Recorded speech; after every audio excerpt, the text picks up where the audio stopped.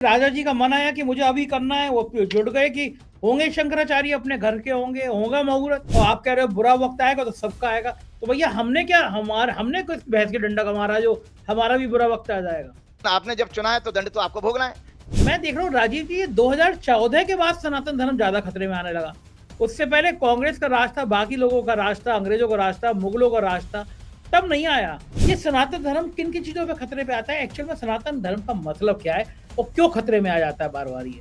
अगर ये मुहूर्त उसी समय होता है जिसको आप अशुभ काल कह रहे हैं, तो इसका प्रकोप राजा को और जनता को क्या क्या झेलना पड़ता है।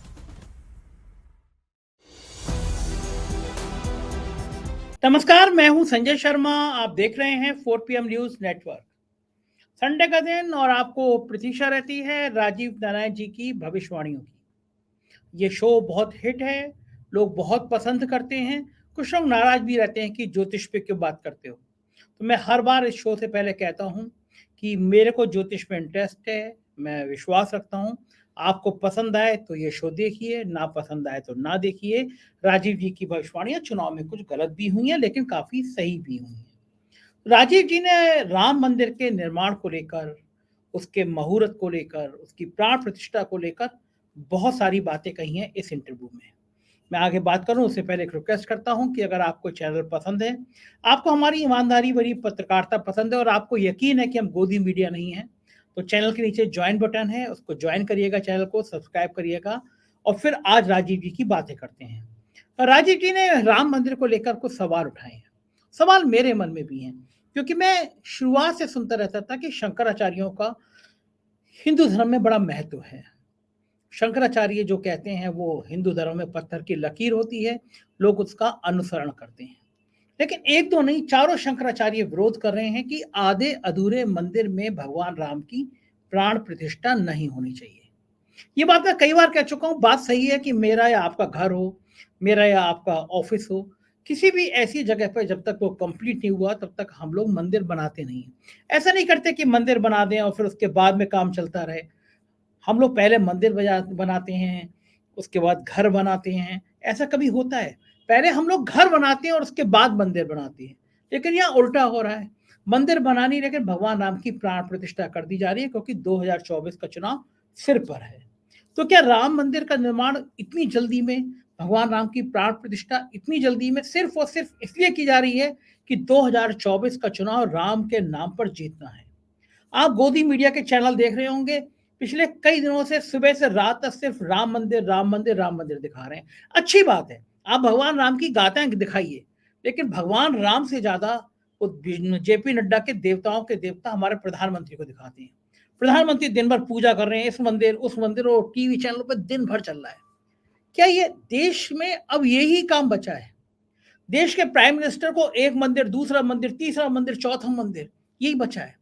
असल में देश के प्रधानमंत्री को समझ आ गया कि आपको भगवान राम की तरह पूजा करते हुए हमें हमारे साहेब दिख जाए, आपके मन मस्तिष्क हो जाए कितना पुजारी आदमी है यार, वोट इसको दे दो। सारा खेल वोट का है। गोदी मीडिया उसकी पार्टनरशिप निभा रहा है, टीवी चैनल उसके पार्टनरशिप निभा रहे हैं, वरना कोई मजबूरी नहीं थी। कोई गोदी मीडिया सवाल नहीं उठा रहा कि आधे अधूरे बड़े मंदिर में भगवान राम की प्राण प्रतिष्ठा कैसे कराई जा रही है। और मजे की बात तो यह है कि राम मंदिर के प्राण प्रतिष्ठा के निमंत्रण कार्ड हैं वो हिस्ट्री शीटर पर गुंडों को दिए जा रहे हैं। सारा काम विश्व हिंदू परिषद के सर्वे सर्वा आजकल बने हुए हैं। बल्कि मैं कहूंगा कि जो एक विश्व हिंदू परिषद के बड़े नेता चंपत राय जी, जो आजकल राम मंदिर ट्रस्ट के सर्वे सर्वा बने हुए हैं, कार्ड बांटने का जम्मा उनके हाथ में है। पिछले दिनों एक वीडियो वायरल हुआ था जिसमें वो कह रहे थे कि ये अयोध्या है, यहाँ पुजारियों का गला काट के लोग लूट के ले जाते हैं। तो मुझे लगा कि शायद इसीलिए डर के मारे वो हिस्ट्री शीटर को बुला रहे होंगे। फैजाबाद जिले का एक बहुत चर्चित हिस्ट्री शीटर है, उसको भी एक निमंत्रण कर दिया गया है भगवान राम के प्राण प्रतिष्ठा में। जेल में तो उसके वीडियो वायरल होते रहते थे। 50,000 रुपए का इनामी बदमाश है, मैंने ट्वीट किया है, आप देखिए इस ट्वीट पे। ये आदमी 50,000 रुपए का इनामी बदमाशी, महीनों जेल में रहा, उसको भी राम मंदिर की प्राण प्रतिष्ठा का कार्ड दिया गया है। ये कौन सा मंदिर बना रहे हैं जहां पे गुंडे, लफंगे, हत्यारे, ये लोग वहां पे राम मंदिर के कार्यक्रम में आएंगे, प्राण प्रतिष्ठा में आएंगे? पता नहीं ये राम मंदिर के नाम पर कौन सी घिनौनी राजनीति की जा रही है। तो राजीव जी ने आज इन सारे मुद्दों पे बात की है। मेरी रिक्वेस्ट है पूरा इंटरव्यू सुनिएगा, सनातन धर्म क्यों इतनी जल्दी खतरे में आ जाता है? हमारे देश के राष्ट्रपति हिंदू, प्रधानमंत्री हिंदू, सारे मुख्यमंत्री हिंदू, तब भी हिंदू खतरे में आ जाता है और 2014 के बाद से ज्यादा हिंदू खतरे में आने लगा है। चलते हैं राजीव जी के पास, बात सुनिएगा, पसंद आए कमेंट करिएगा, बताइएगा ये वीडियो आपको कैसा लगा, आपकी राय का इंतजार रहेगा। चैनल को ज्वाइन जरूर कीजिएगा। चलते हैं राजीव जी के पास। स्वागत है राजीव जी आपका हमारे शो 4PM न्यूज नेटवर्क में। मैं ये समझना चाहता हूँ, आप भगवान राम के मंदिर की प्राण प्रतिष्ठा का समय आ गया, पूरी दुनिया इंतजार कर रही है, लेकिन बताया जाता है कुछ सेकंड का मुहूर्त, कुछ मिनट का मुहूर्त। ये मुहूर्त एक्चुअल में होता क्या है? क्या उतनी देर में ये काम पूरा हो जाना चाहिए, उसके बाद होने से गड़बड़ हो जाता है क्या? जरा मुहूर्त ये समझाइए। आप धर्मशास्त्र पढ़े हुए हैं, आप ज्योतिष पढ़े हुए हैं, आप सारी इनका अध्ययन किए हुए हैं, होता क्या है ये? देखिए, बहुत अच्छी बात आपने कही कि हम लोग जब अपने कोई भी उत्सव त्योहार या घर के आयोजन जब करते हैं, तो अमूमन घर के पास वाले पंडित जी के पास मुहूर्त के लिए पूछने जाते हैं, तो पंचांग के पन्ने पलट के कुछ बता देते हैं। लेकिन आज मैं आपके दर्शकों को, दुनिया के सभी लोगों को मुहूर्त की डेफिनेशन, मुहूर्त के बारे में बताना चाहता हूँ। मुहूर्त दरअसल देखिए 48 मिनट का होता है, जिसको वैदिक गणित के अनुसार 2 घटी का कहते हैं। 1 घटी 24 मिनट की होती है, 48 मिनट का मुहूर्त होता है। तो ज्योतिष में एक मान्यता है कि आपकी कुंडली में जो आपके ग्रह बैठ गए, वो उसके अनुसार प्रारब्ध आपका फिक्स है। अब जब हमारे जैसे the moment we came to know कि भाई प्रारब्ध फिक्स है, हम कुछ नहीं कर सकते, तो एक डिप्रेशन आ जाता है। तो इसीलिए मुहूर्त को बेसिकली फ्री विल माना गया है कि इस जन्म में, इस वर्तमान जीवन में आप कुछ अगर कर सकते हो, अपने कर्मों को, अपने दुख और सुख को कम कर सकते हो, तो मुहूर्त का चयन करने के बाद आप कर सकते हो। तो मुहूर्त की जो व्याख्या है शास्त्रों में, वो मैं आपके दर्शकों के लिए पढ़ के बता देता हूँ। काल समय ही भाग्य का जनक है और इसी से भाग्य फल प्राप्त होता है। काल पर मनुष्य का नियंत्रण नहीं है।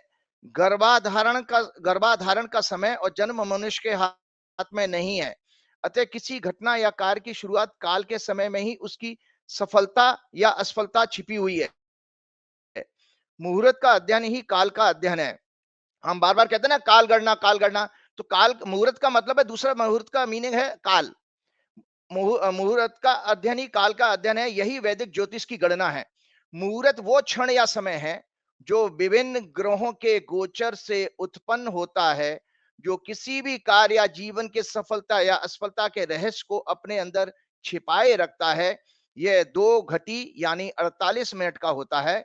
इसमें विभिन्न ग्रहों के और नक्षत्रों का कार्य को सफल बनाने की ऊर्जा समाहित होती है। जो एनर्जी मिल रही है ना प्लेनेट और नक्षत्रों की, उस इस काल में मिलती है।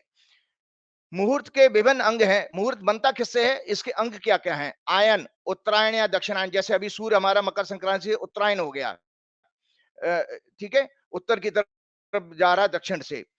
और मास, जैसे ये भी हमारा पौष मास चल रहा है। तिथि, नक्षत्र, वार, योग और लग्न इत्यादि जो सूर्य और चंद्रमा के गोचर पर आधारित हैं। इसी से आपके मुहूर्त का निर्माण होता है। तो आपको बता देता हूं कि जिस तरह का जो मुहूर्त अभी ये निकाला गया, मैंने आपके पिछले प्रोग्राम में ही बताया था पंचांग दिखा के, कि पंचांग में ये देव प्रतिष्ठा के मुहूर्त है ही नहीं। ना पिछले वर्ष था, ना इस वर्ष था। एक इंटरेस्टिंग चीज आपको लोगों को और बताना चाहता हूं, ये मैंने आज निकाली है। ये है, मैंने कुंडली बनाई थी, जो राम मंदिर का शिलान्यास जब किया गया था, वह अशुभ मुहूर्त में किया गया था।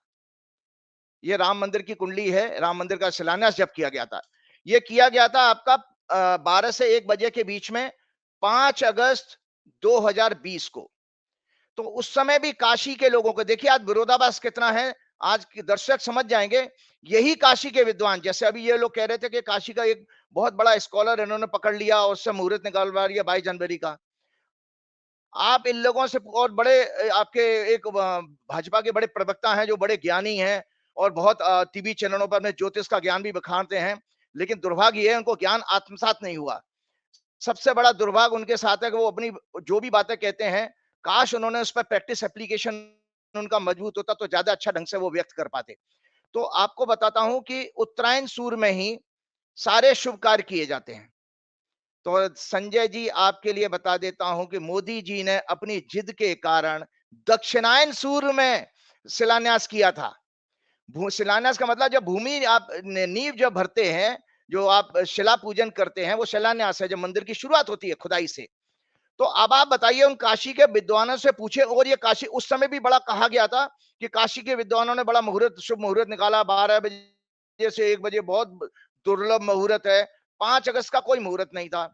और वो क्यों? क्योंकि दक्षिणायन सूर्य, मतलब फंडामेंटल प्रिंसिपल वायलेट हो रहा है कि सूर्य जो है उत्तरायण कब होता है, दर्शकों की जानकारी के लिए बताता हूँ, मकर संक्रांति, जो सूर्य मकर राशि में जब आता है, मकर से कर्क राशि तक रहता है 6 महीने का, तो ये हमारा 5 महीने का ये हमारा सूर्य उत्तरायण सूर्य कहा जाता है। अब दक्षिणायन सूर्य में ये करके बैठ गए, और कितनी उस दौरान गणना गलत थी। तुला लगन में, चर लगन में, जैसे अभी चर लगन में ये कर रहे हैं, उस चर लगन में ही उन्होंने किया था। नींव इत्यादि के लिए शुभ नहीं माना जाता। याद रखिए, लेंटर पड़ना, छत की जो लेंटर पड़ती है और या नींव खोदाई होती है, चर लगन नहीं लिया जाता है, क्योंकि ये उसमें स्थायित्व, स्टेबिलिटी चाहिए। अगर आपकी छत गिर जाए और आपकी अगर नींव भी गिर जाए तो मकान तो धरधरा के गिर जाएगा। तो ये इन्होंने चर लगन में पूजा करी थी उस दौरान। और सनातन धर्म के कारक उस दौरान बृहस्पति, राहु, केतु के बीच में पीड़ित थे। शुक्र भी पीड़ित थे, मतलब शुभ ग्रह सारे पीड़ित थे। आत्मा का कारक सूर्य, शनि उस समय पीड़ित था। मैंने कुंडली दिखा दी है, वो आपको भेज दूंगा। मन का कारक चंद्रमा भी पाप कर्त्री में, मंगल और शनि के बीच में था। सदाष्टक योग बना रहा था। सूर्य आत्मा का कारक है, चंद्रमा मन का कारक है। इसमें यह भी एक मान्यता है कि सूर्य चंद्रमा की कोई खराब एक्सेस नहीं होनी चाहिए, एक दूसरे से बिगड़े हुए एक्सेस में नहीं बैठे हों। सदाष्टक योग बना रहे थे। चंद्रमा उस दिन राहु के नक्षत्र में था और लग्न भी शनि से पीड़ित था। अब आप बताइए, इनको जो है, इन्होंने शिलान्यास ही गलत समय पे किया, आज उसी चीज को जस्टिफाई कर रहे हैं। एक और विषय आ रहा, बड़ा जोर तोर से कहा गया, उन्होंने आपके जो भाजपा के प्रवक्ता हैं, किसी टीवी चैनल पर वो बोल रहे थे अभिजीत मुहूर्त है। तो अभिजीत मुहूर्त को मैं बता देता हूं, अभिजीत मुहूर्त विशेष मुहूर्त तो है, लेकिन ये प्रतिदिन आता, दुर्लभ नहीं है संजय जी। ये दुर्लभ मुहूर्त नहीं है, क्योंकि ये जो चीज 365 दिन आती हो, वो दुर्लभ कैसे हो सकती है? प्रतिदिन आती है। और अभिजीत मुहूर्त कैसे गणना की जाती है मैं बता देता हूं। जो डे टाइम होता है, जिसको हिंदी में दिनमान कहते हैं, सूर्योदय से, सनराइज से सनसेट का बीच का आप ड्यूरेशन ले लीजिएगा, उसको 2 से डिवाइड कर दीजिएगा, मिड पॉइंट आ जाएगा। तो उस मिड पॉइंट से 24 मिनट पहले और 24 मिनट बाद अभिजीत मुहूर्त रहता है। इसी तरह से मिड रात्रि में, जो रात्रिमान जिसको कहते हैं, सनसेट से अगले सूर्योदय तक की रात्रि कही जाती है, उसको 2 से भाग कर दीजिए तो मिड नाइट मिल जाएगी आपको। तो मिडनाइट में 24 मिनट पहले, 24 मिनट बाद अभिजीत मुहूर्त होता है। तो अभिजीत मुहूर्त तो रोज आ रहा है। अभिजीत मुहूर्त तो जो राहुल गांधी ने जब यात्रा प्लान की थी, वो भी अभिजीत मुहूर्त था, 14 को भी था, 15 को भी था। तो इसलिए कोई वो विशेष मुहूर्त नहीं था। लेकिन अब उस विषय पे हमें कोई जाने का कोई लाभ नहीं है। मैंने बता दिया कि जो भी कुछ है, ये सब काल के ऊपर छोड़ दीजिए, क्योंकि इसमें ऐसा शास्त्रों की मान्यता है कि दैवीय प्रकोप आते हैं, जो मनुष्य की शक्ति, ताकत और उसके अहंकार को तोड़ने के लिए आते हैं। सो आने वाले समय में हम इस चीज पे देखें। मैंने विस्तार से आपके दर्शकों को मुहूर्त का बारे में ज्ञान दिया है, और ये भी बता दिया कि ये शिलान्यास भी अच्छे समय पे नहीं हुआ था। इसीलिए देखिए, मंदिर के शुरू होते ही कितनी बड़ी कंट्रोवर्सी है कि आज इतिहास में आप विश्व के लोगों को क्या दिखाएंगे कि जो दर्ज हो गया कि आपने सबसे बड़े अपने धर्माचार्यों का अपमान किया, और उन्होंने निरंतर जिस चीज को उठाया, लेकिन आपने अपने अहंकार और अपने घमंड और जिद के कारण, क्योंकि मोदी जी की जिद है, ये करना ही इसीलिए है, तो आपने आयोजन किया, क्योंकि सत्ता में ताकत आपके पास है, मशीनरी आपके, तंत्र आपके कब्जे में है, और इसलिए वो आप कुछ भी करिए। लेकिन हम इस चीज को अब डिस्कस यहां पर ही, हम अपना डिस्कशन यहां पर रोकते हैं कि ये आने वाले समय में आप देखिएगा कि इसके क्या दुष्परिणाम राजा और प्रजा दोनों को मिलेंगे। प्रजा को इसलिए मिलेंगे कि श्रीमद् भागवत में मैंने आपको बताया था कि जिस अहंकारी राजा, बहुरूपीय राजा को, असत्य बोलने वाले के निंदा करने वाले राजा को जो जनता समर्थन करती है, वो दुख पाती है। ये शास्त्रों का है, मेरा अपना कथन नहीं है। तो ये तो जनता तो खाम-खा में पिस जाएगी। राजा जी का मन आया कि मुझे अभी करना है, वो जुड़ गए कि होंगे शंकराचार्य अपने घर के होंगे, होगा मुहूर्त, मुझे तो अभी करना है। तो जनता बेचारे की, मेरे जैसी जनता का क्या दोष? ना मैं उनको आने के लिए कह सकता, ना मैं उनको जाने के लिए कह सकता। ऐसे हजारों करोड़, 140 करोड़ देश की जनता कहाँ रोक लेगी मोदी जी को? और आप कह रहे हो बुरा वक्त आएगा तो सबका आएगा। तो भैया हमने क्या, हमने किस भैंस के डंडा का मारा जो हमारा भी बुरा वक्त आ जाएगा?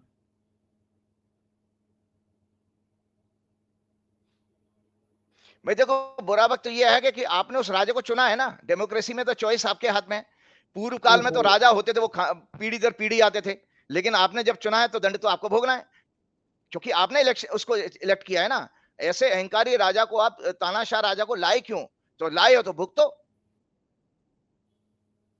वो उसकी लाइनें थी ना शेर की, में पूरा याद नहीं है कि जब चुना है तुमने उसको कत्ल का हुनर देखकर, फिर क्यों रोते हो लाशों का शहर देखकर।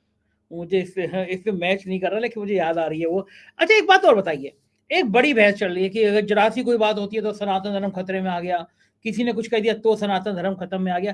तो हमारा सनातन धर्म किन किन चीजों पे खतरे में आ जाता है? किसी के छींकने से खतरे में आ जाता है, किसी के बोलने से खतरे में आ जाता है। इतना बड़ा धर्म, आप कहते हैं कि सनातन धर्म इतना बड़ा धर्म, कोई बात कह देगा तो तुरंत हमारा सनातन धर्म खतरे में आ जाएगा। अच्छा, एक चीज और मैं देख रहा हूँ राजीव जी, 2014 के बाद सनातन धर्म ज्यादा खतरे में आने लगा।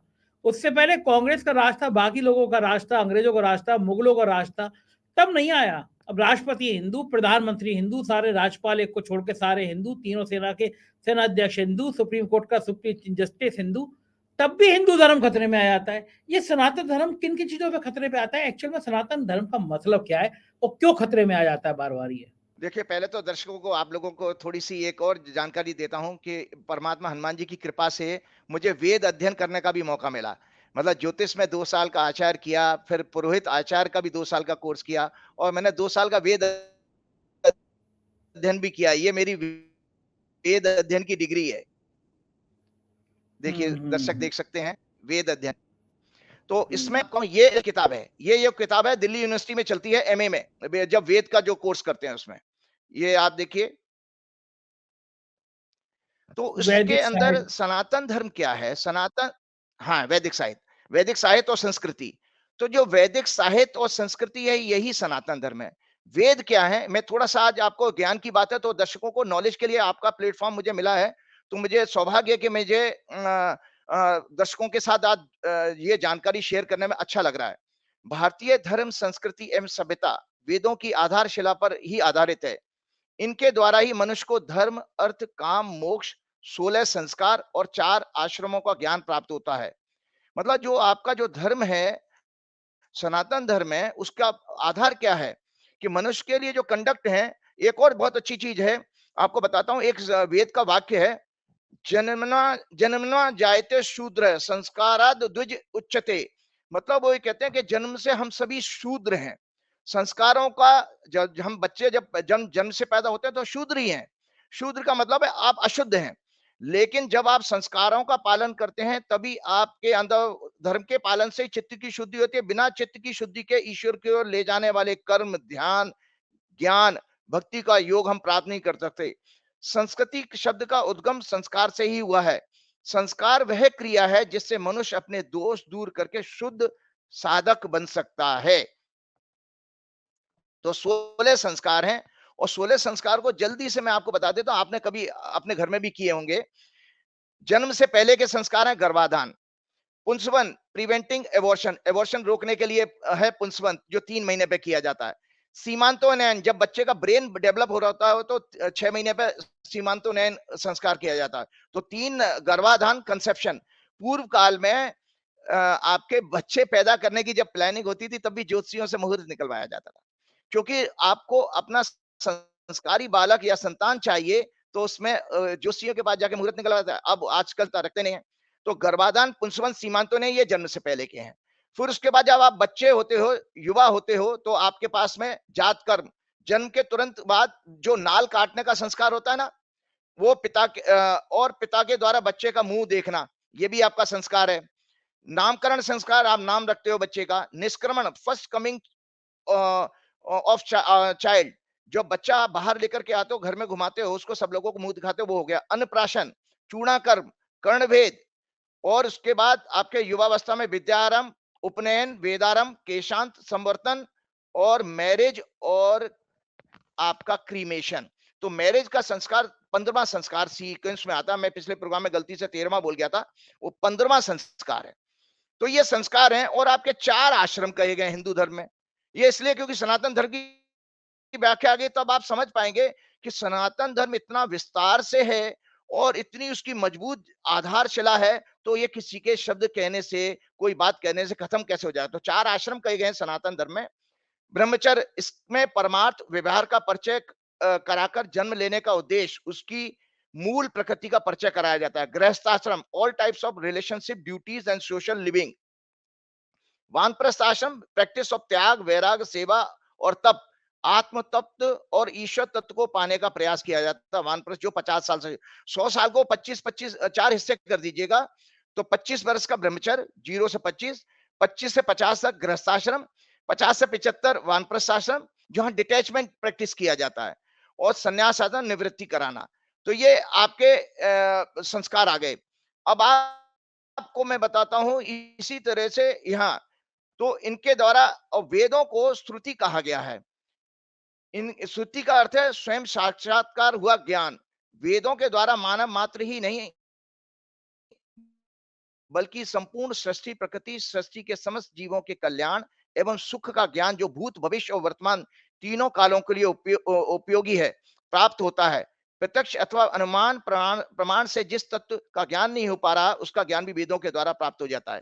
तो जो वैदिक ज्ञान है, वैदिक संस्कृति है, वैदिक जो fundamental dos and don't dos and doctrine है, वो उसी को सनातन धर्म कहा जाता है। क्योंकि सनातन का शब्द संस्कृत का मीनिंग है प्राचीन। तो जितने भी आपकी जो आस्थाएं संसार में अवेलेबल हैं, वो ईशा के बाद की हैं। ईशा से पहले के 2 हुए हैं, जो उसमें जैन धर्म और बौद्ध धर्म हमारे ईशा से पहले के हैं। और देखिए दोनों ही राजा थे। गौतम बुद्ध भी राजा थे, और जो क्या नाम है आपके जो भगवान वृषभ जो हुए, वो भगवान राम के कुल में पैदा होते हैं, जिन्होंने जैन धर्म आगे बढ़ाया। जैन धर्म की फिलॉसफी दी है आपको, परोपकार, सत्य, अहिंसा का पालन करना, ये जैन धर्म की फंडामेंटल्स हैं। ये भगवान राम के वंश में पैदा हुए हैं, एक क्या नाम है महाराज वृषभ। तो सनातन धर्म में आपको बताता हूं, सृष्टि के आरंभ में परमात्मा ने 4 ऋषियों को उनके अंतःकरण में जो ज्ञान दिया, वो 4 वेद हैं। तो दर्शकों की जाने के लिए, क्योंकि ऐसा है ना कि धार्मिक अनुष्ठान का आयोजन है, भगवान का, राम जी का मंदिर बन रहा है, जैसे भी है, जो लोगों ने बनाया उनके ऊपर हम नहीं जाते, लेकिन राम मंदिर बना, ये हमारे लिए खुशी की बात है। तो एक सत्य को, अपने सनातन धर्म को पहचानिए। तो मेरे को सौभाग्य मिला, आपने मुझे सौभाग्य दिया, तो मैं थोड़ा सा विस्तार से इसको बोल पा रहा हूं कि 4 जो वेद हैं, ऋग्वेद, ऋग का अर्थ होता है प्रार्थना। यह ज्ञान अग्नि ऋषि को प्राप्त हुआ। ऋग्वेद का ज्ञान अग्नि ऋषि को प्राप्त हुआ है। इसमें स्तुति और ज्ञान है, इसमें देवताओं की प्रार्थना, स्तुतियां, देवलोक में उनकी स्थिति का वर्णन है। इसमें 1028 मंत्र है ऋग्वेद में। इसका उपवेद आयुर्वेद है। जो आयुर्वेद जो आता है, वो ऋग्वेद का उपवेद है। इसी तरह यजुर्वेद, इसका यजुष का मंत्र होता है, मतलब होता है यज्ञ। तो जितने भी आपके कर्मकांड हैं, जो भी आपके कर्मकांड यज्ञ वगैरह के हैं, उसकी क्या आपका हवन कुंड का साइज होना चाहिए, कितनी सामग्री होनी चाहिए, नाना प्रकार के विषय जो भी हैं यज्ञ के, वो आपका यजुर्वेद में है। और ये ज्ञान वायु ऋषि को प्राप्त हुआ है। और इसमें 1975 मंत्र हैं, 1905। बताइए राजीव जी, ये तो इसकी आपने 2 शाखाएं हैं, कृष्ण यजुर्वेद और शुक्ल यजुर्वेद। ठीक है, और ठीक है। ये तो राजीव जी मुझे बताइए, आपने सनातन धर्म का इतना सारा ज्ञान दे दिया, शंकराचार्य कौन होते हैं सनातन धर्म के? किस रूप में शंकराचार्य का मान सम्मान, कौन है सनातन धर्म के शंकराचार्य? भाई देखिए, शंकराचार्य जी ये थे, हमने आपको जैसे पिछले प्रोग्राम में भी कहा था कि जब जैन धर्म और बौद्ध धर्म, ये दोनों फिलॉसफी है, जैन धर्म भी फिलॉसफी है, वेद बौद्ध धर्म भी फिलॉसफी है। ये जब फिलॉसफी डोमिनेट करने लगी, तो हम अपने कर्मकांड से, मतलब वेदों को भूलने लगे थे लोग। जो 4 वेद हैं, 2 वेद और हैं, सामवेद है जिसका गंधर्व वेद उपवेद है, और अथर्ववेद। अथर्ववेद मतलब जितनी भी मेटेरियलिस्टिक साइंस है, विज्ञान वेद भी कहा जाता है इसको। ये 4 वेद हैं। तो वेदों को लोग भूलने लगे थे। जितने हमें 16 संस्कार मैंने अभी आपसे, जो आपके दर्शकों से शेयर किए हैं, और आश्रम, ये सब चीजें जब भूलने लगे थे, तो शंकराचार्य जी ने केरल से अपनी यात्रा की पैदल, और शास्त्रार्थ में इन आचार्यों के, दूसरे धर्म के आचार्यों को पराजित किया, तो स्थापना की। और आगे से हमारी जो भारतवर्ष की पहचान, जो सभ्यता सनातन धर्म की बची रहे, इसके लिए 4 धामों की स्थापना की गई, जो पिछले प्रोग्राम में बता चुका हूं। तो ये शंकराचार्य, इसका मतलब है शंकराचार्य किसको रिप्रेजेंट कर रहे हैं? शंकराचार्य आपके चारों वेदों को रिप्रेजेंट कर रहे हैं, क्योंकि आपके चार ही वेद हैं और आपके चार ही पुरुषार्थ हैं, धर्म अर्थ काम मोक्ष, चार पुरुषार्थ हैं, चार वेद हैं। तो चारों पुरुषार्थों को बचाना और चारों वेदों की रक्षा करने का काम शंकराचार्य का है। तो ये जितनी भी आप राम मंदिर की जो प्रतिष्ठा हो रही है, राम मंदिर का निर्माण, मंदिर हुआ नहीं हुआ, आपको पता है मंदिर की जो कैलकुलेशन है, वास्तु शास्त्र है, ये सब अथर्ववेद में आता है। तो सब कुछ शास्त्र के हिसाब से, कोई शास्त्र के बाहर नहीं है। दुर्भाग्य यह है क्या नाम है संजय जी, मैंने दो विद्वानों का मैं नाम लेकर के आपके प्रोग्राम में कह सकता हूं। मुझे दुख हुआ जब श्री श्री रविशंकर टीवी चैनल पर एक टीवी पत्रकार को, जो टाइम्स नाउ की, उनको कुछ बयान दे रहे थे और रामेश्वरम का वो उदाहरण दे रहे थे अभी 2-3 दिन पहले, जिसमें ये कह रहे थे कि भाई राम जी ने भी जब वहां शिवलिंग की स्थापना की थी तो वहां कौन सा मंदिर बनाया था, वहां कौन सी गुंबद थी, वहां कौन सा ध्वज था। मतलब इतना इलॉजिकल जवाब ये रविशंकर जी से उम्मीद नहीं थी। देखिए, राम जी ने जो किया था वो अनुष्ठान किया था। अनुष्ठान जो होता है उसको निमित्त कैटेगरी में रखा जाता है, मतलब जैसे किसी आयोजन के लिए कर रहे हो, किसी काम को पूरा करने के लिए। अनुष्ठान केवल एक दिन का या कुछ घंटों का होता है, लेकिन मंदिर जो होता है वो सर्वकालीन होता है, क्योंकि पीढ़ी दर पीढ़ी वो समाज के सामने रह जाएगा, तो उसके लिए भवन बनाना पड़ता है। जैसे आप अपना मकान जब बनाते हैं हम लोग, तो हम अपने बेटे के लिए बनाएंगे, उसमें पोते भी रहेंगे, हमारी यही सबकी इच्छा होती है। तो इसीलिए राम जी ने वहां मंदिर नहीं बनाया था, राम जी ने अनुष्ठान किया था। रविशंकर जी करेक्ट करें और उन शास्त्रों को पढ़ें। रविशंकर जी से प्रार्थना करूंगा कि वो ज्योतिष पढ़ें, वास्तुशास्त्र पढ़ें और वेदों को पढ़ें, तब तो पता लगेगा। वो अरे फिलॉसफी पे रविशंकर, तो बोल रहे हैं, अरे उन्होंने बहुत सारा अपना राजीव, आश्रम, राजीव बहुत सारी फॉलोइंग्स राजीव उनकी है। राजीव जी, राजीव जी, रविशंकर जी को रामदेव की तरह अपना माल बेचना है, आपकी तरह धर्म की बात नहीं करनी है। ये वो लोग हैं जिन्हें अपना माल बेचना होता है। तो माल बेचना है तो सरकार की ऐसी चमचागिरी की जाती है, आप समझते नहीं है। तो रविशंकर तो ऐसी स्थिति कान करेंगे, आप उनको धर्म से जोड़ रहे हैं। अच्छा, दूसरे महाराज आपके जो मुख्यमंत्री हैं, वो महाराज जो अपने गेरुआ कपड़े पहने रहते हैं, वो भी दो टीवी की बालाओं के सामने बैठे थे, आज तक की दो और वो वहां पर कह रहे थे, जब उनसे पूछा गया कि भाई शंकराचार्य जी नहीं आ रहे हैं तो आपका क्या कहना है, तो उन्होंने कहा नहीं आना चाहिए, लेकिन सुनी सुनाई बातों पर उनको ऐसा रिएक्शन नहीं देना चाहिए था। मुझे दुर्भाग्य होता है, एक मठ का स्वामी होते हुए वो कह रहे हैं सुनी सुनाई बातों। जितना देखिए, मैंने विस्तार से आपको वेदों के बारे में बता दिया, कर्म का, और आपको संस्कारों के बारे में बता दिया। शंकराचार्य जी तो उसी का पालन कर रहे हैं, तो वो सुनी सुनाई बातें कहां से हो गई।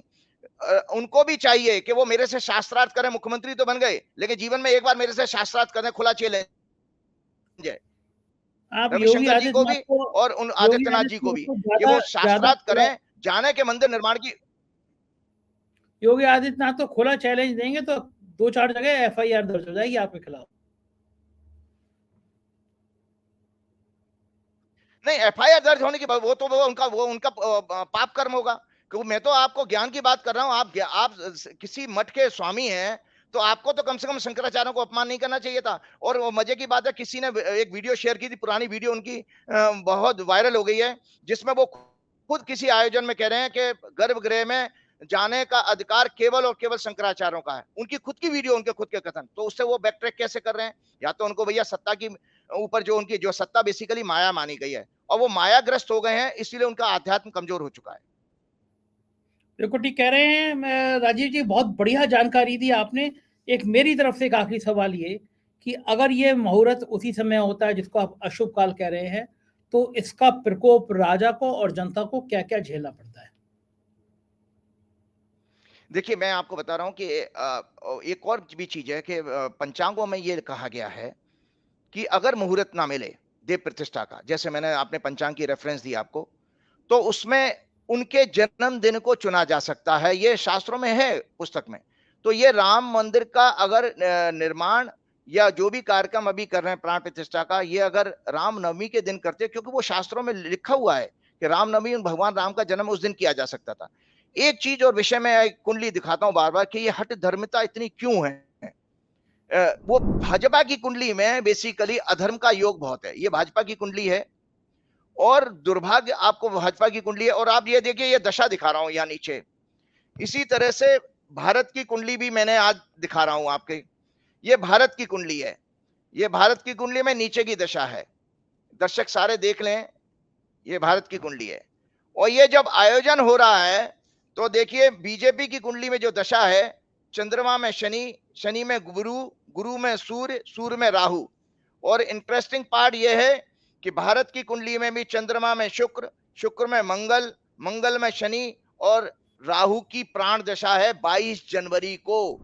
मतलब इंटरेस्टिंग पार्ट बता रहा हूं कि 22 जनवरी को कैसा परमात्मा ने एक खेल खेला है कि भाजपा की कुंडली में भी प्राण दशा, मतलब जिस दिन कोई ग्रह आपका एक्टिव है उस पर्टिकुलर डे पर 22 जनवरी को राहु है भाजपा की कुंडली में भी और भारतवर्ष की कुंडली में भी। और आपको बताऊं तो राहु का मतलब है छल कपट और मेलाफाइड इंटेंशन। तो इसका अर्थ यह हुआ कि भारत की कुंडली में शासक ने मेलाफाइड इंटेंशन से यह पूजा रखी है। उसका उसका उद्देश्य जो है शुद्ध भक्ति का कभी भी नहीं रहा होगा। इसमें शुद्ध भक्ति का ना होने के कारण इसमें आपको वो आध्यात्मिक शक्ति प्राप्त नहीं होगी इस आयोजन से, जिसका कि वर्णन मैंने गीता में बार बार कहा कि गीता में भगवान ने कहा है कि जो पूजा पाठ मान सम्मान और पाखंड के द्वारा की जाती है उसका जो है पुण्य कभी भी नहीं मिलता। तो वो इनको कभी नहीं मिलने वाला है। और आपको बताएं जो आपने बात कही थी देवीय प्रकोप की, तो देवीय प्रकोप को मैं बार बार कहता हूं कि देवीय प्रकोप वो प्रकोप होते हैं जिसपे मनुष्य का कोई प्रकृति जिसको दंड देती है। प्रकृति कैसा दंड देती है? भूकंप आना, लैंडस्लाइड हो जाना, बाढ़ आना, दुर्घटनाएं होना, महामारी फैल जाना, इवन राजा की मृत्यु, राजा का पद चला जाना, ये सब विषय प्राकृतिक प्रकोप में माने गए हैं, जिसको कि एक आम आदमी कुछ नहीं कर सकता इसमें। तो इस तरह के प्रकोप आना स्वाभाविक है।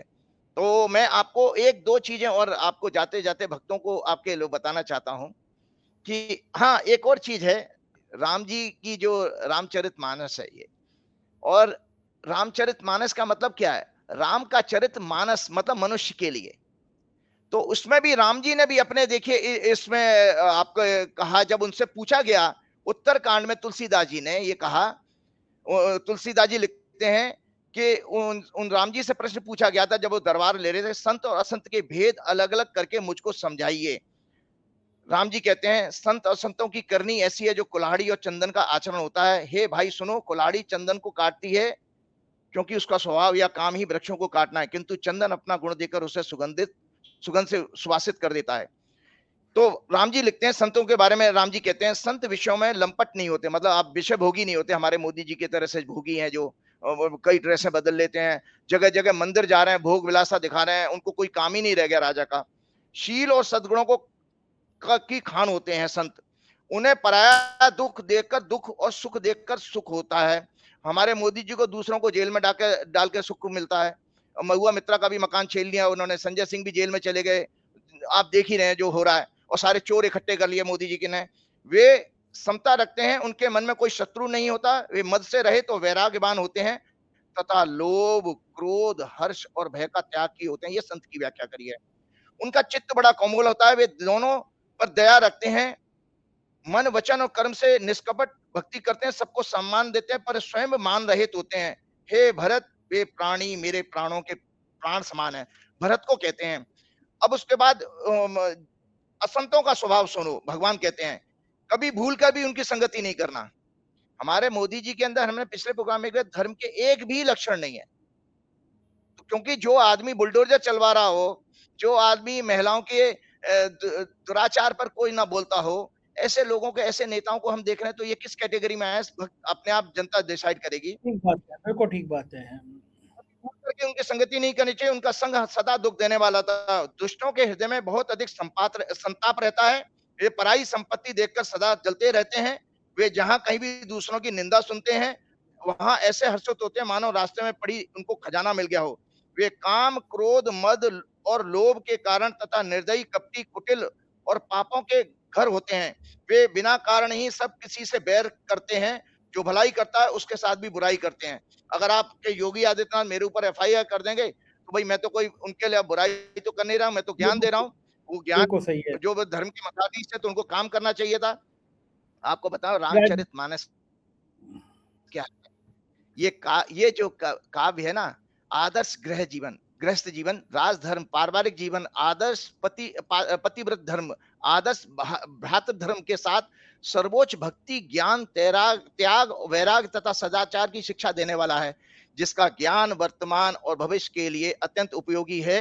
तो इसीलिए आज जो दर्शक क्या करेंगे आपके, राम मंदिर की पूजा तो हो जाएगी, आम आदमी का सबसे बड़ा सुंदर वह है कि आप अपने चरित्र को जानें तो उत्तरकांड का पाठ जरूर करें।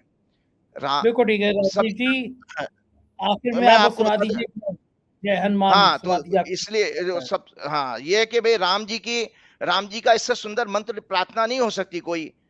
माता रामो मत पिता रामचंद्र, स्वामी रामो मत सखा रामचंद्र, सर्वस्वम में रामचंद्र दयालु न अन्न जाने नैव जाना न जाने। राम मेरी माता है, राम मेरे पिता है, राम मेरे स्वामी है, राम ही मेरे सखा है, दया में रामचंद्र ही मेरे सर्वस्व हैं और उनके सिवा किसी को मैं नहीं जानता।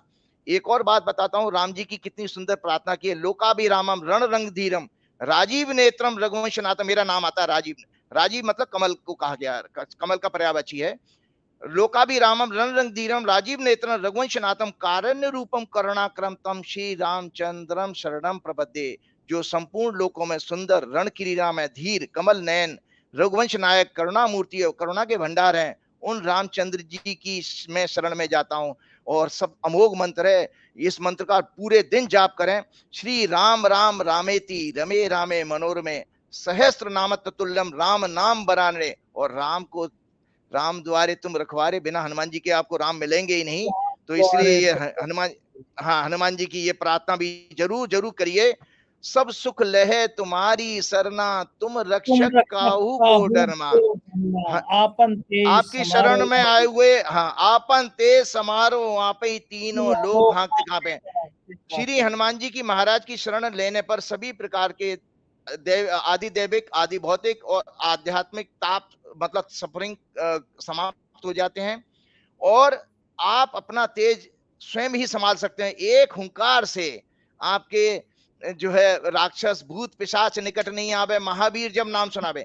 तो हनुमान जी की भक्ति कीजिए, हनुमान चालीसा का पाठ करिए, राम जी की स्तुति गाइए और आप सब लोगों को जैसा भी है राम मंदिर के निर्माण के ऊपर राम जी का आशीर्वाद सबको मिले, ऐसा मैं हनुमान जी से प्रार्थना करता हूँ। धन्यवाद। बहुत बहुत जय श्री शुक्रिया, राम, थैंक जय यू राजीव हनुमान। जी। तो ये थे राजीव नारायण जी और आपने इनकी सारी बातें सुनी। मुझको यकीन है कि आप भी इस बात से सहमत होंगे कि भगवान राम के मंदिर को जिस ईमानदारी के साथ, जिस पाकीज़ा मन के साथ, जिस पवित्रता के साथ किया जाना चाहिए था, वो नहीं किया जा रहा। राम मंदिर के कार्यक्रम में नौटंकी नाटक ज्यादा हो रहा है और मेरे राम को तो शायद ये पसंद नहीं होगा। राम नहीं सत्ता के फेरों में, राम मिलेंगे शबरी के झूठे बेरों में। आपकी राय का इंतजार रहेगा। बहुत बहुत शुक्रिया, थैंक यू।